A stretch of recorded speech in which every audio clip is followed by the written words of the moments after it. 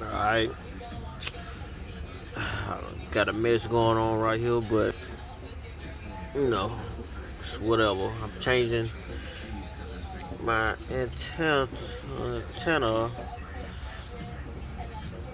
right here. It broke in the inside right here. Broke in there. I threw it down, but it broke. So I'm replacing it. This is my replacement right here. And this is how I did it. You gotta get.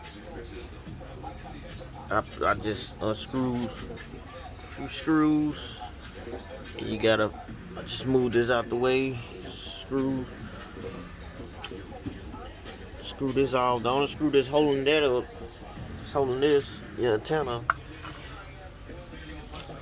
There's a screw in here. It's a screw that goes right up in here. You take that out, and then you, of course, you gotta screw that part right up. And now it drops from there, and that's it.